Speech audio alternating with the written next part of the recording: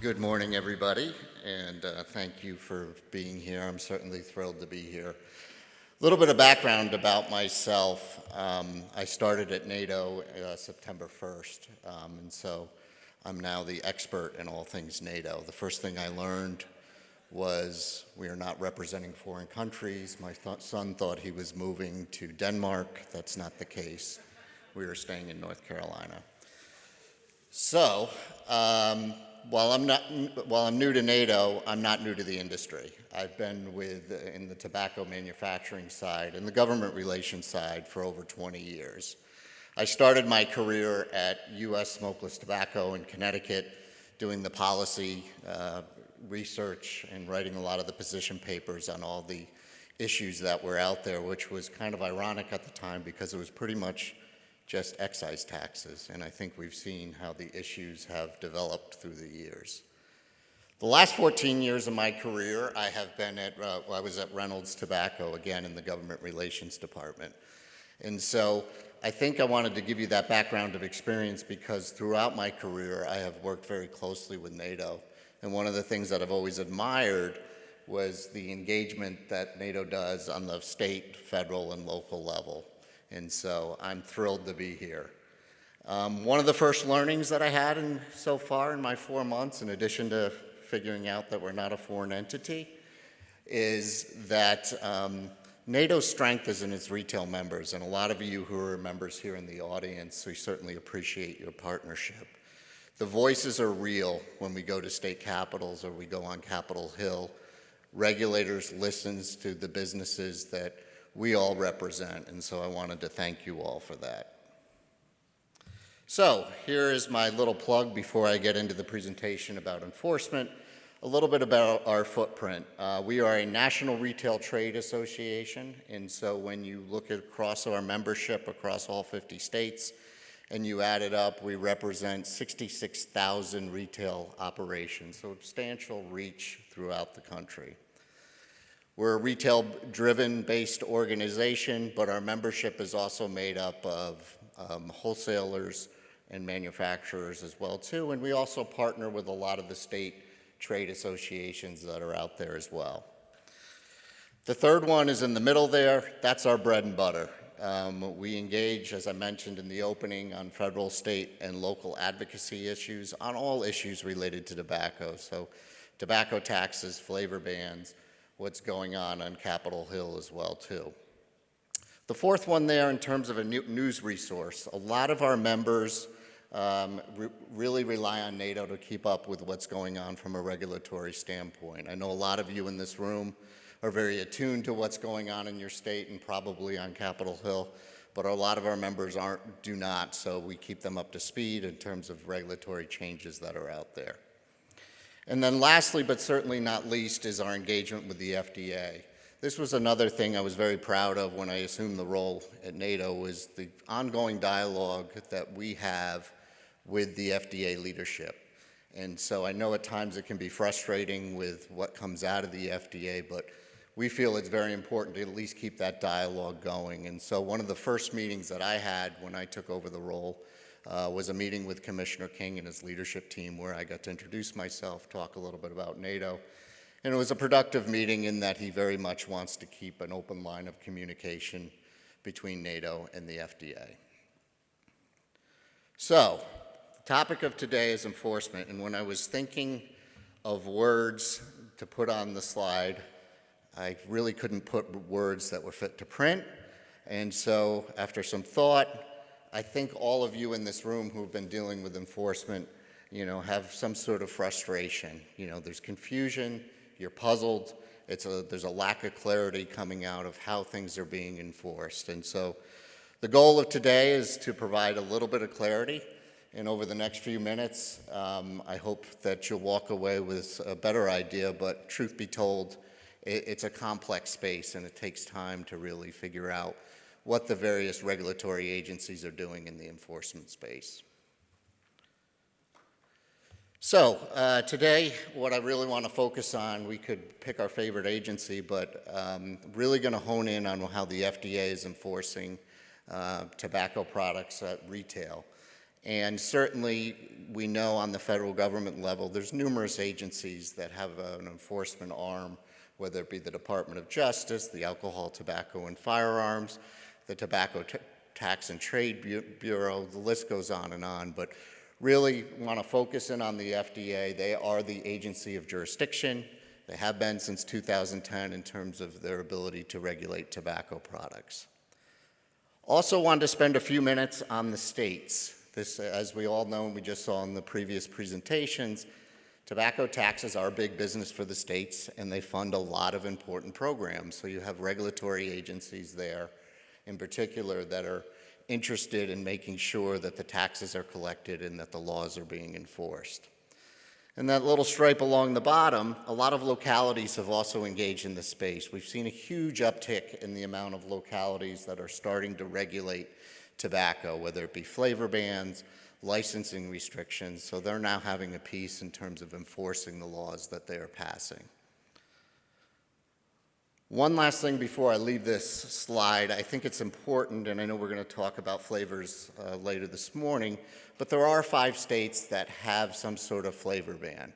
California and Massachusetts ban the flavors in all tobacco products. And then you have New York, New Jersey, and Rhode Island that ban the flavors in vapor. And I think this is important because one of the things that NATO advocates on when we go into a state that's dealing with a flavor ban, we talk about the unintended consequences, that you are going to have a difficulty enforcing these laws. There's going to be a huge uptick in illicit activity. And so we very much wanted to call these states out because there's an ongoing problem of illicit products, particularly in the flavors, that are illegal under state law in those states.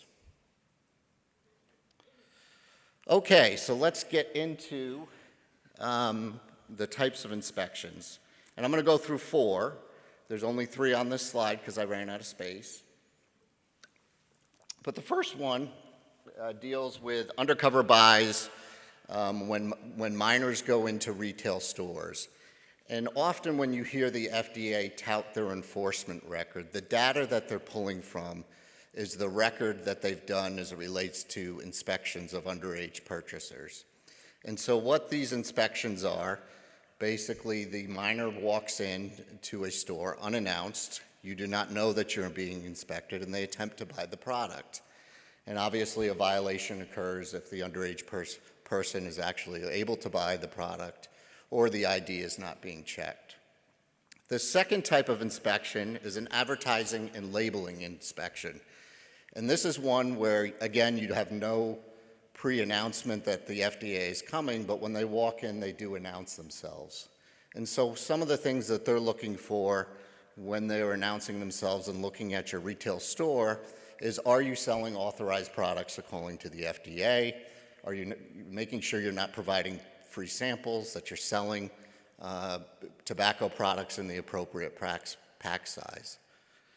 The third one doesn't really relate to retail stores, but what we've seen is a huge uptick in import review and detention. I think the FDA and other agencies have realized the massive amount of retail stores that are out there, and so it's very difficult to cover the entire landscape. And so what they focused on is the ports of entry. And so FDA do have agents in every single port of entry, and they're able to check to make sure the products are legal, particularly as it relates to the PMTA authorization in vapor products. The fourth one is online sales. Again, this is one that the FDA frequently uses. They've conducted, I think, over 20,000 online inspections. It's probably a little bit easier to manage from a manpower standpoint, that somebody can be doing it from a desk as opposed to having boots on the ground. And they've issued 1,000 warning letters. And I think this is important because what you're going to see is this activity of monitoring the online marketplace continue. In the bottom part of the slide there, what I'm calling out is last fall, the Reagan-Udall Foundation, which was basically charged to do an audit of the Center for Tobacco Product Operations, looked at the entire function of the CTP. And one of the findings that they were critical of is that they thought that the online surveillance program could be improved. And so I would imagine the FDA is going to be responsive to that feedback, and so what I would expect is that a continued uptick in the online review of operations. So, those are the basic type inspections from the FDA. Now what happens if they find a violation? And so the first thing that they tend to do is they'll issue a warning letter. And as you saw on the previous slide, they've issued tons of warning letters across a variety of spectrums. And that when you get a warning letter, it's just that. It's a warning letter. It's not a final agency action. But it's very important that you pay attention to that warning letter, and you have 15 business days to respond. And in your response, you need to be very specific and describe the corrective measures that you're taking to address the reported violation. And when I say be specific, also include dates that you corrected the action. Again, the more specificity, the better, to show the FDA that you're attuned to what they're saying. And then most importantly, I think, is to provide a plan for continued compliance, because FDA, once they issue a warning letter, you can pretty much bet that they're going to be back to follow up to make sure that you've addressed the issues that they've identified.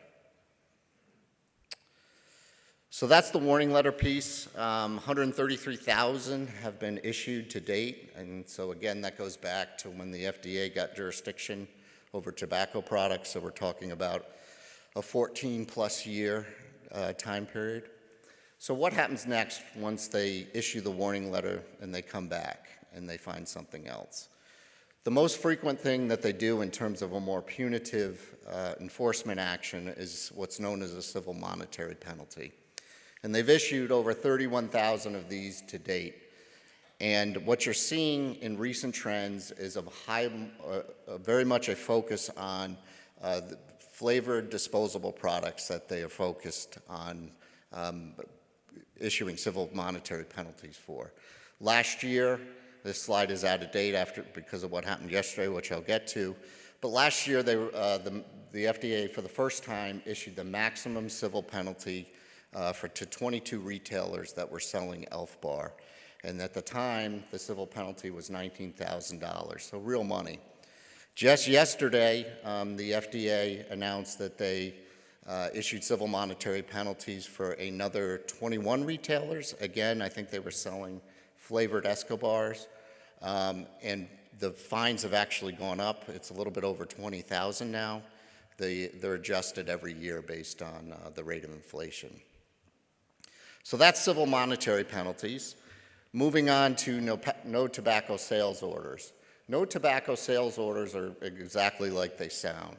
If you have, I think it's 4 or more violations over a sustained period of time, the FDA can what's known as issue a no tobacco sales order. And usually when you get this, the first one, you cannot sell any tobacco product for 30 days. The second violation of a no tobacco sales order is 6 months. And then the third one, it's a kind of a 3 strikes you're out rule. You can no longer sell tobacco products forever. So they've gone to this a little bit more frequently in recent years. Again, I think they're being more aggressive in their enforcement actions. It is important to know with all of these, you can appeal the ruling, and there is an administrative legal review process. Seizures. Okay, this is done mostly in collaborations with the Customs and Border Protection. I mentioned those import review alerts earlier in the presentation. And so in addition to having FDA agents at the ports, there's obviously Customs Border Patrol. And so there is a collaboration between those two agencies looking at the import crates that are coming in for various products. Last May, the CBP and FDA jointly announced that Elf Bar was put on the import red list. So this is exactly what it sounds like, a red flag. So FDA and the CBP agents can basically confiscate the products without doing a detailed investigation as they come in. FDA, they don't tend to do this, but they also have the authority to seize the products by going through a federal court of law. And they have done that in a handful of cases where they'll go to court, they'll get the authority to seize a certain product, and then they'll use federal marshals to seize whatever product has been ruled against. And then the least frequent tactic that the FDA uses is a permanent injunction. Again, this is more targeted towards the manufacturers who are selling what they deem unauthorized products. I think there's been 7 that have been issued to date, mostly in the flavored e-cigarette disposable space. So with this, what I really wanted to do, that describes the what and the where of how FDA is inspecting retail establishments. But I think the how is where it gets a little bit tricky about how FDA is going about this. And so what I did here is I took quotes that the FDA usually releases when they announce an enforcement action. And some of these start to give you a little bit of detail of where their priorities lie. So the first one, FDA is committed to taking action across the supply chain, including among retailers, to remove unauthorized tobacco products from the marketplace. This includes continued monitoring of the online marketplace to identify and combat against emerging products of concern. So again, they're specifically calling out the online marketplace as an area of focus for them. This is the one that I think a lot of people are getting hung up on. To date, the FDA has authorized 23 tobacco-flavored e-cigarette products and devices. These are the only devices or e-cigarette products that currently may lawfully be sold in the United States. They go on to further say, currently no synthetic product has received marketing authorization. So in the FDA's eyes, I know the PMTA process has dragged on for a while. There's a lot of litigation involving certain products out there. There's a lot of brands that haven't heard. But if you ask the FDA on a one-to-one basis, this is their standard answer. The last quote there kind of gives a little bit more insight into terms of how they are really focusing their efforts. They're giving greater weight to retailers past noncompliance and take stronger enforcement actions against retailers with history of violations. So again, that just goes to show you get a warning letter, or you get any sort of more egregious enforcement action, you can be pretty sure that the FDA will be back to check on how you're doing. This second page of slides really now start to get into kind of the how and the art of how the FDA is enforcing. And a lot of these quotes, some of them have been taken from press releases, but I've also taken from different public forums that Dr. King has been at and things he said. So the first one there, enforcing against unauthorized e-cigarette products, including unauthorized products popular with youth, are among the highest enforcement priorities. So again, I think what they're doing is they're really focusing their efforts on the flavored disposable products. And the reason they're doing that is the data that came out last fall, the National Youth Tobacco Survey, which was actually showed the youth usage of tobacco products was declining. But if you dug into that data, one of the slides that was called out was in terms of the product format that youth were preferring, which was flavored disposables. And then it went through the various products that youth were picking. And so Elf Bar, Escobar, some of those products were on that list. And so that gives you an idea of where they're focusing their efforts. This is one that Dr. King has said in some forums. The FDA cannot be everywhere all the time. So again, I think it's an acknowledgement of the problem that's out there. You know, there's hundreds of thousands of retail establishments. There's limited amount of resources and enforcement agents, and so it makes the job difficult. The last two quotes on here, I mentioned that Reagan-Udall study that looked at the operations of CTP, and basically did an audit. And these two quotes are kind of interesting because, again, I think what you're going to see is the Center of Tobacco Products have to respond to this and come up with a plan for better action.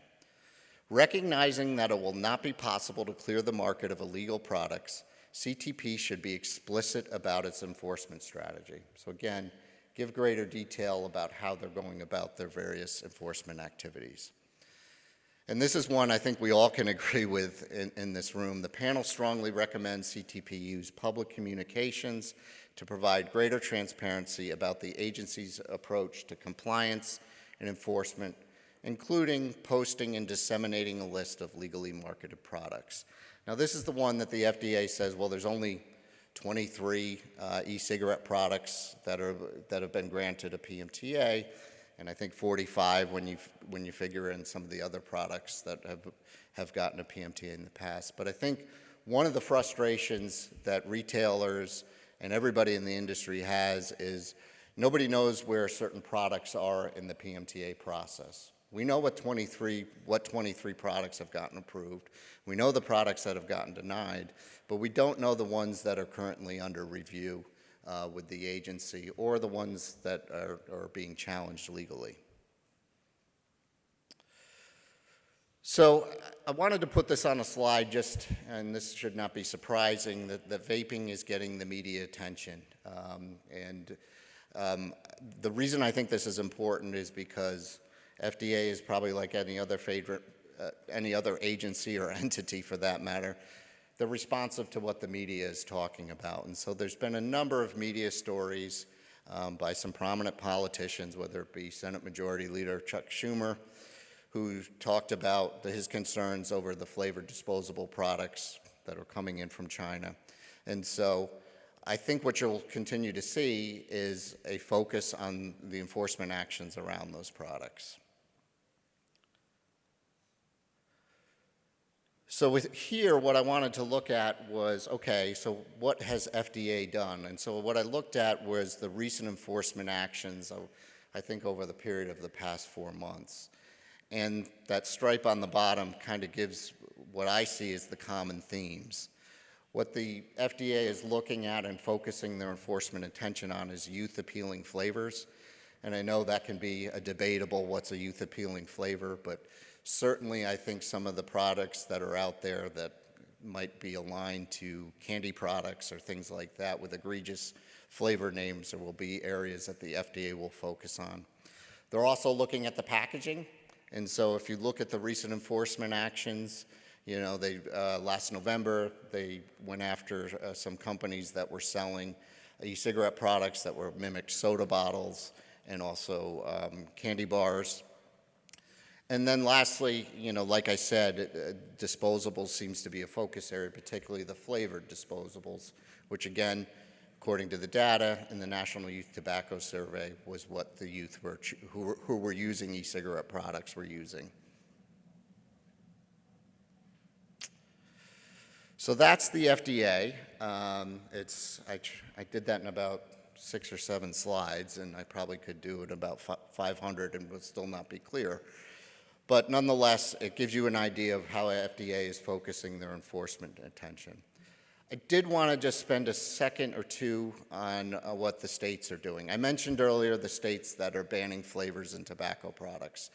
Probably the one that got the most notoriety was what happened in California, where the legislature passed a flavor ban, and it went to the ballot. The people upheld it. So the flavor ban actually took effect, I want to say, the end of 2022. So it's been on the books for a little bit more than a year. California, not surprisingly, while they were very aggressive in wanting a flavor ban for all tobacco products, didn't really think through who was going to enforce it. So initially, last year, a lot of the enforcement was focused on local departments of health and also state law enforcement agencies, so think county sheriffs, those sort of things. And obviously, they had probably higher priorities, so enforcement did not get a lot of attention.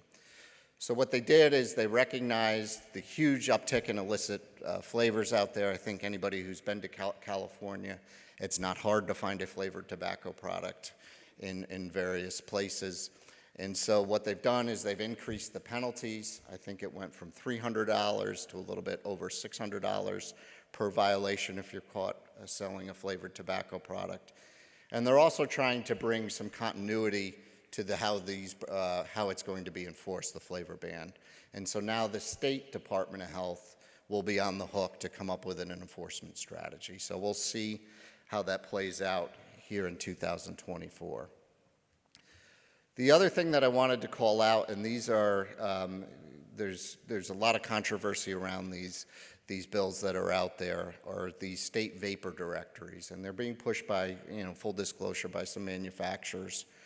And what they basically do, there's 4 states that currently have what's known as a vapor directory.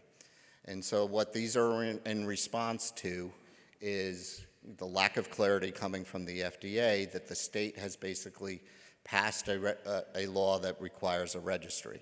So what is the registry? Well, it does basically 4 criteria. Number 1, if you are a manufacturer who wants to sell a product in Alabama, let's just use the first one there, you need to fill out a form that basically says 3 things. Number 1, that you have a PMTA granted. Number 2, or your product is under review, that hasn't received a ruling, or you've got an MDO, but it's currently under appeal in the courts. And so you submit that, you pay a fee to register your products. The state looks at those applications, decides who should be on the list and who shouldn't. And so eventually what they do is they publish a list of all the products that are legal to be sold in the state, and in order to sell in that state, you have to be on that list. And if manufacturers, retailers, and wholesalers can be fined for violations. So as I mentioned, there's 4 states that currently have these laws. The state of Alabama's registry actually includes more than just vapor products. It includes alternative nicotine products. Louisiana is an interesting case. Their registry just went live in October. Just last week, there was a temporary restraining order. It was legally challenged, and so the vapor directory has been suspended. We don't know for which time period, but as you can see, there's a lot of questions about whether the states have authority to do this over, when we're dealing with a federal policy. The 2 other that I'll mention that have been passed, Oklahoma's vapor directory, it's only vapor only, went live in October of last year. And then late last year, the Wisconsin legislature and the governor signed a vapor registry bill. That's very early in the process. The directory will not go live until, I believe, July 1st of 2025. So lastly, I just wanted to leave you with kind of some things to keep top of mind when we talk about responsible retailing. It goes without saying, continue to make sure your clerks are trained up and making sure that you're not selling products to anybody under the age of 21. I mean, there is available resources. Leverage the WeCard materials that are out there in the training programs. FDA also has a program called This Is Our Watch. The second and third, again, according to the FDA, sell PMTA marketing granting order products. But also, I think it's important because particularly in those states that have these registries, understand if there's a PMTA that's pending. The third one is know your data.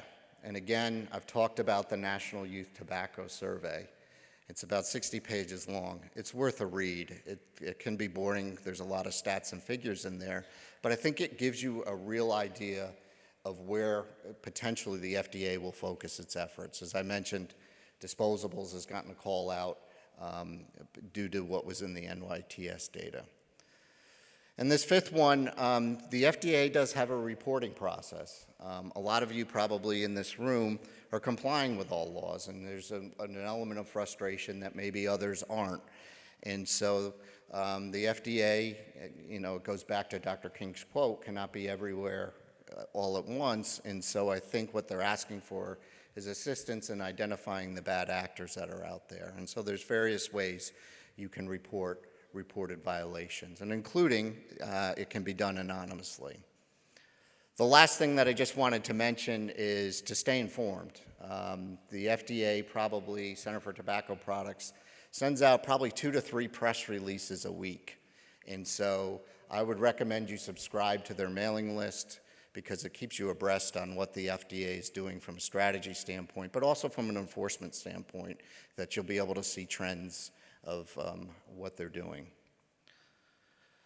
And lastly, I will be here all week. We do have a booth on the floor. My colleague Josh Pruitt is here, and so would love to have a chance to interact with you. And thank you very much for. Thank you, David. Anybody have any questions for David? Right back here?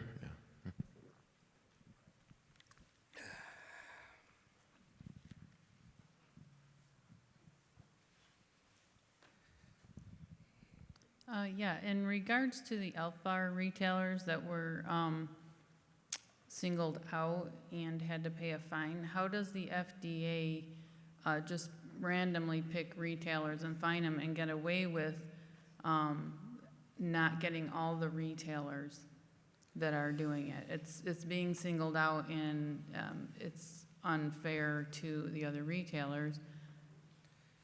Yeah, that is the $64,000 question about how FDA picks and chooses where they actually do enforcement stings. And I wish I had a better answer. We've asked, part of an overall enforcement strategy, and we'll continue to ask the FDA if they can provide greater clarity. So not a great answer for you, but we're trying.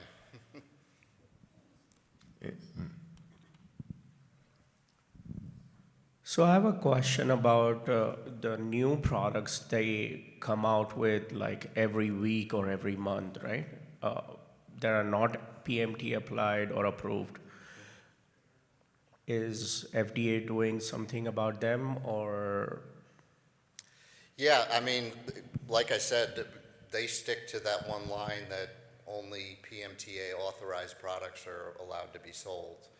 Now, I think the reality of what you're seeing, as I mentioned in the presentation, is that they're focusing on the egregious flavors that are out there, primarily in the e-cigarette space. That's not to say they're not looking at these other products. Somebody mentioned earlier, Senator Schumer opining about Zyn, so that, who knows, that whole, not Zyn itself, but that whole space might get more attention and scrutiny.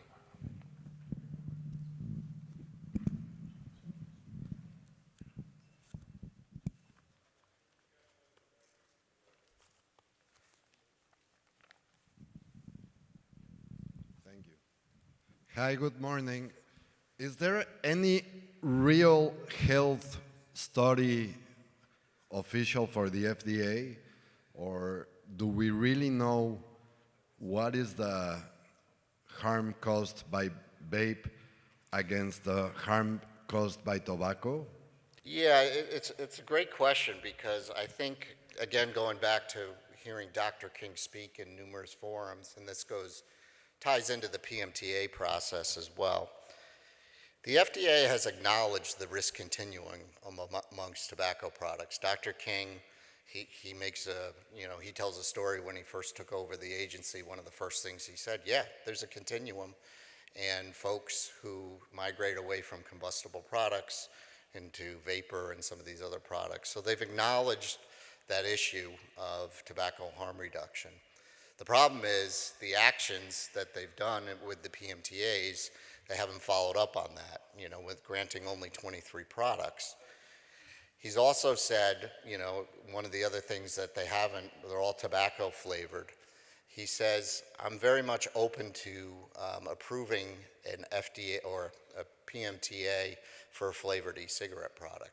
Hasn't done it yet, but said he understands that flavors have some attraction to help people migrate from smoking. So it remains to be seen. I think what they always fall back on are the actual applications that are filed on these products, and looking at the population benefits as a whole.